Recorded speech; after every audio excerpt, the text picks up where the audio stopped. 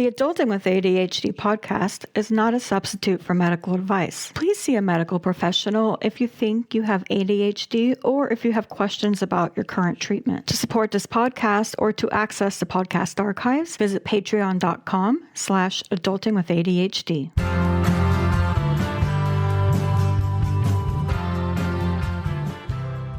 This is the Adulting with ADHD podcast, self-empowerment for people with ADHD. Today, I'm very excited to have with me Angela Counsel. Angela, how's it going? Hi, Sarah. How are you? It's going really, really well. It's morning time tomorrow where I am today. Oh, that's confusing for you. It's the next day, so we all made it. I always love talking to you guys because I know we made it another day. It's very uplifting. We make it to tomorrow. Nice. Do you want to tell our listeners a little bit about who you are and what you're all about, what you're doing? Yes. So and you may recognise that I have a different accent. So I am Australian. So my name is Angela Counsel. I live in Sydney, Australia, and I am a naturopath and a menopause coach. So I support women as they come through menopause. So I've been a naturopath now for nearly 20 years, and I've been working in women's health and hormone space. And as I started to come to my menopause transition, I realized there was a lot that I didn't know, even though I've been working in this space for so many years. It wasn't until I actually got here that I realized that, wow, menopause is more than just hot flushes. It's like, so I love that. That's why I do what I do, and I guide women to embrace this time of life and to navigate menopause with ease without the need to be taking lots of pills and potions. I love that as someone who's tried some of those. That leads us to what your story is around menopause. What's your menopause story? How did you get interested in all this? Okay, so my menopause story. So I had both of my children quite late in life. So I had my first child at 40 and I had my second at 43. So when I started to get to my mid-40s, I was actually still breastfeeding. And my cycle was still it was fairly regular. It had come back after having my second child. And so my cycle was regular, but things were a little bit, they weren't quite what I was expecting. But I was also a new mum with young kids, so I was tired and all that. So I kind of just put it down to that. And then over the years, my cycle was, as I said, it was more regular than it had been earlier in my life. So I really didn't think too much of menopause. And then as I got to, my early 50s, things just started to change. I was experiencing a few different hot flushes and I go, okay, so that's happening. And, but what changed, a really big thing that changed for me, it was to do with the moods. But yes, I had some irritability and mood swings, but it was more about this sense of loss within myself. And it's really hard to explain unless you've been there. And it was just like, who am I? What am I doing? Why am I here? Like, there was just no purpose.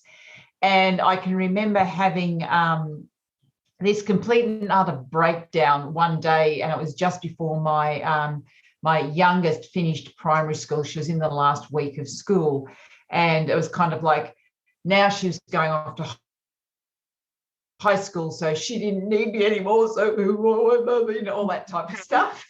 And it was a real turning point for me. And then I started to experience physical symptoms, and those symptoms included unbelievable body aches and pain, joint pain. I didn't sleep for nearly 2 years because of the amount of pain that I was in, and I didn't understand what was going on. And I was taking all these herbs and supplements and everything and seeing acupuncture, chiro, everything, but I really couldn't get to what was causing the problem until I started to do a bit of research and realized it was related to hormones.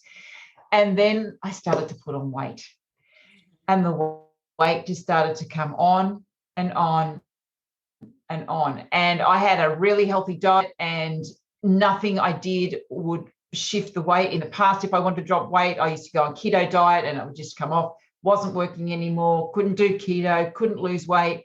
The more weight I put on, the more pain I was in. I couldn't exercise because I was in pain. So then when I wasn't exercising, like there's this big circle going on. And I knew it had to stop. And so I went, so what am I going to do differently? I have to do something differently to what I've always done in the past, because this is a big thing for women as they're going through menopause. We need to understand our body is changing. So what we did in the past won't work, because our body is not the same body that it was before, because our hormones are not the same as what they were before. And this is the thing that women don't understand, is hormones tell our body what to do, and they send these signals to different parts of our body. When the hormones change, the messengers change, our body changes. And for many years, we've got away with quite a few different things because our hormones are very protective. So we've got away with not eating maybe so much, not, kind of looking after ourselves, maybe drinking a little bit too much. We get away with it. Yeah. Things are okay. Once we start to move through perimenopause and menopause, and we're losing the protection of the hormones, that's when all of these little indiscretions start to come up and start to show themselves. Yeah. And that's why we have symptoms. And it's not because the hormones are shifting, the hormones are meant to shift. It's because we haven't been looking after ourselves. And it all just kind of unravels at this time. And to me, that's really exciting, because most women think it's terrible, it's a struggle, it's all that, but it's really exciting because we now have the opportunity to actually create something different. And that's what I did. It's like I learned all these things. I took everything I knew for 20 years in practice. I became a personalized health coach, so I learned about genetic-based personalized health and how everybody's individual, and what works for one person won't work for another. I started to apply that. And then over the last few years, I've lost 24 kilos, and I'm not sure what that is in yours. I think that's about 50 pounds. Yeah. Kept it off for 2 years and have never felt better. And I now teach my clients this as well. And it's like when we shift the mindset around what menopause is and start to see it as this great opportunity to do things differently, we can create whatever it is we want for the second half of our life, because really our life isn't over. We're just kind of halfway through. And now it's like, now women have the opportunity to be in control, whereas for the first half of their life, they were kind of doing things for other people. When we're kids, obviously we do what we're told, then we get married or have partners, have kids. We give to everybody else. Now it's our turn. It's our turn now to give to ourselves. And that's how I see it. Now, I probably broadened the answer to your question. I've told you a little bit in there what my story was, but also what I discovered along the way. I love that. You're the second person today who has described menopause as a chance for it to be all about you. And I love that, because it's so true. It's all about everyone else. When you're younger, it definitely feels that way. HRT, let's talk about that. The pills, the potions, is that the only way to get through menopause? I don't know if you've ever been put on a waiting list, but therapy is hard to come by these days. If you need therapy and you need someone to talk to, consider BetterHelp. I've been using BetterHelp on and off since the pandemic, and it's honestly been really helpful when I can't reach my normal therapist. To save 10% off your first month, visit BetterHelp.com/ADHD Adulting. That's BetterHelp, HELP.com/ADHD Adulting. Absolutely, definitely, unbelievably, no. So let us just take a little bit step back. As I said, our hormones shift as we come through menopause. Now, when we're in our reproductive stage of life, primarily our reproductive hormones are produced by our ovaries. And because the hormones are there to provide support for eggs, to release eggs, to get the uterus ready for pregnancy or period. So that is what our hormones are meant to do between the ages of roughly about 12 and 50. And that's what we have that level of hormone for, because every single month the body is preparing itself for pregnancy. Whether you want to be pregnant or not doesn't matter, but the body's preparing itself for pregnancy. If it's not pregnant, then it will release and we start again the next month. So that's what the body is meant to do, and that's what it's trying to do. But when we run out of eggs, which will happen because we have a definitive supply of eggs, when we run out of eggs, we no longer need all these hormones sending messages to our ovaries to say release the eggs, because the ovaries are then going, I haven't got any to release. That's what causes these symptoms. So what happens is, because the body's really, really clever, it says, okay, because the brain's controlling this, it's going, okay, so the ovaries no longer are responding. The ovaries have no longer really need to be doing too much. So what I'm going to do is I'm going to switch my hormone production from my ovaries to other cells in the body. Now, we can produce hormones primarily from our adrenal glands. So when the ovary production sets down, what happens is we go to our adrenals. But we also have the ability to produce particularly estrogen in the heart, because estrogen is very protective of the heart. We can produce estrogen. We've got estrogen cells and receptors within the heart. We also within fat tissues. So other organs and tissue in the body produces hormones, but primarily it comes to our adrenal glands. So, and the adrenals produce hormones, but not at the same level as we required when we were reproductive, because we no longer need that level. So it produces enough to provide the protection for our heart, for our bones, and for everything else that we require. Now, the problem is that most women, by the time they get to this time of life, are pretty much adrenally exhausted. Yeah. They are so stressed because they have given to everybody else. And stress is not just, like there's a pandemic going on, or the fight you've had with your husband, or the work pressure. Stress comes from, the food that we're eating, the environment that we're living in, the state of our gut health, how our liver's working. It's spiritual stress, it's emotional stress, it's mental stress. So stress comes from so many different factors, many of which we can control. But when our adrenal glands only have limited resources because we're not putting the right type of nutrition into our body and we're not supporting our body properly, the body will always produce stress hormones before it will produce reproductive hormones, because stress hormones are required to keep us alive. Yeah. Reproductive hormones are not. So then this is when we have a drop in the reproductive hormones, and then people go, and we get symptoms. So people say, let's go take HRT. All we need to do is take HRT. And the pharmaceutical companies will tell you that once the ovaries are no longer working, I've heard this so many times recently, and I'm assuming it's coming from the pharmaceutical companies, that once the ovaries are no longer working, that we have no hormones. And that is not true. We can make hormones. The reason why we are not making enough hormone for what we're required is because we're too stressed. Address the stress and the adrenal glands will do their job. The body is designed to put all of this into balance. So do we need HRT? No, absolutely not. And even if you do take HRT, it doesn't get rid of all symptoms. And one of the very common side effects of HRT is weight gain and not being able to shift it. That's because estrogen is a growth hormone. So when you're taking extra estrogen, your body's going to continue to grow. And the more fat you have, the more the body holds on to estrogen. So the weight gain is a massive issue with women who go on HRT. But if you go on HRT, and that's fine, and some women decide that they want to do that, when you come off, now we've got a problem.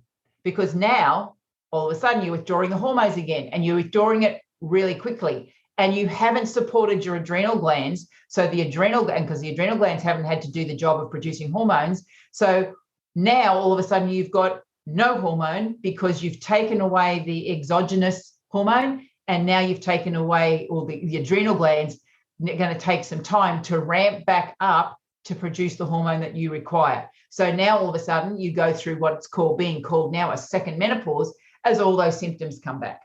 Oh, wow. I didn't even know there was such a thing as a second menopause.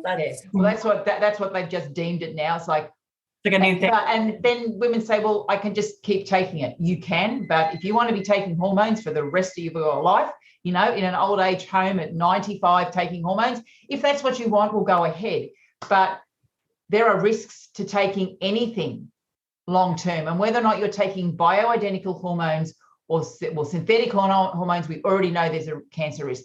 Bioidentical hormones have not been around long enough to tell us whether or not what the risks are, but there's always a risk, because what you've done is you've pushed your hormone levels up beyond a place where the body likely would naturally sit.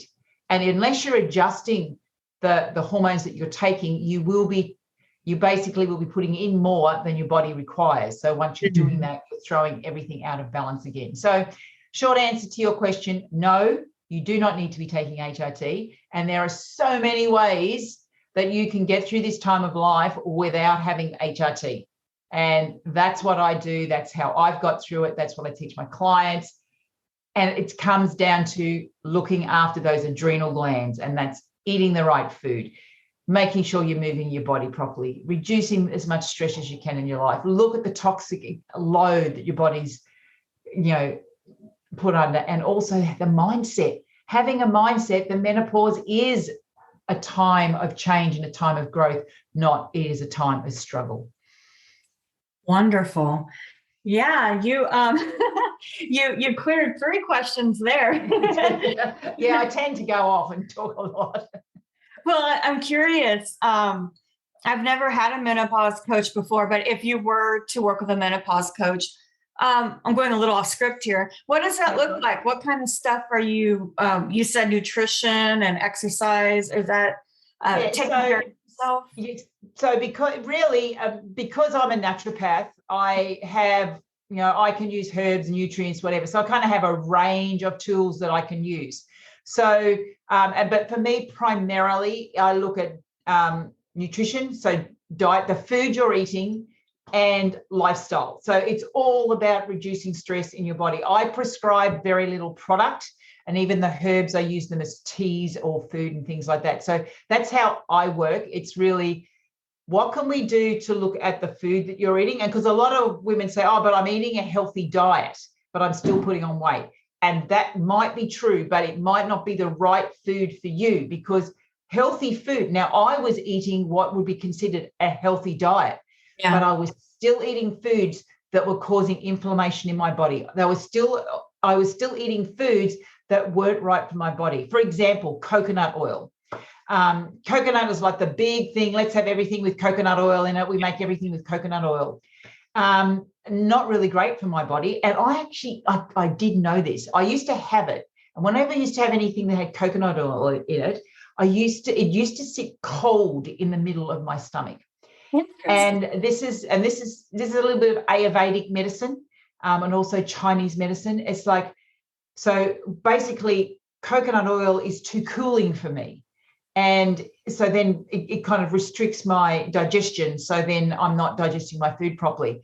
Now, for someone else, coconut oil is the best thing in the world for them. So this is where the personalization comes into, is because I work with genetic personalization. By understanding someone's genetic profile, we're able to determine the right foods, how often to eat. So intermittent fasting is really big at the moment. So I personally intermittent fast. It works really, really well, but that's based on my genetic profile. But someone else needs to be eating 5 times a day. They need to be continually eating. Otherwise, their body goes into stress. So it's like, what does your body need as you as an individual to get it out of stress? And for some people, actually for the majority of people, what we eat is not even the highest priority. We need to be looking at, when we're trying to reduce our stress, what are the priority? And for my particular health type, it's all about my space. My space needs to be tidy. I need to have calmness in my space. I need to be able to spend a lot of time in nature. And I do that. When I'm highly stressed, I am so blessed. Where I live, I have got the ocean, 5 minutes drive that way. I have got the bush, or what you would call a forest, at the end of my driveway, and I can disappear for hours in there. There's so many tracks. And I've got a lake at the bottom of the hill. So if I want to get into nature, it's really easy for me. And that brings down my stress. And when I do that, the food is still important, but it's not as important, me having space. But for other people, their highest priority is socialization and being around people and being supported by people and being in a group. And when they've got that, then the food is the next highest priority. So that's what we've got to look at. What will reduce stress in your life? And then we do that. The adrenal glands can do their job to produce the hormones that they require. Your hormones come into balance. The weight drops off because we're no longer stressed, because that's one of the side effects of stress as we hold on to weight. The weight drops off, the symptoms disappear. And it's amazing what happens when we just look at diet and then we look at some lifestyle factors. What's the right way to run, to exercise? For me, going for a run is so stressful on my body, on my joints, but pull hiking boots on and hike up out in nature, best thing out. So it's understanding what's right for the individual. And when we do that, the body does its job. Nice.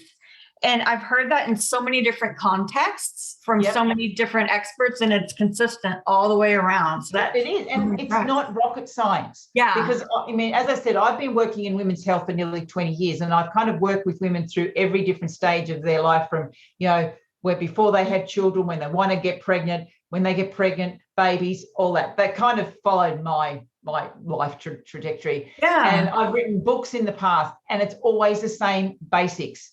What do we do? If we want to live our best life, we need to eat the right foods. We need to move. We need to reduce toxins. We need to reduce our stress, and we need to change our mindset.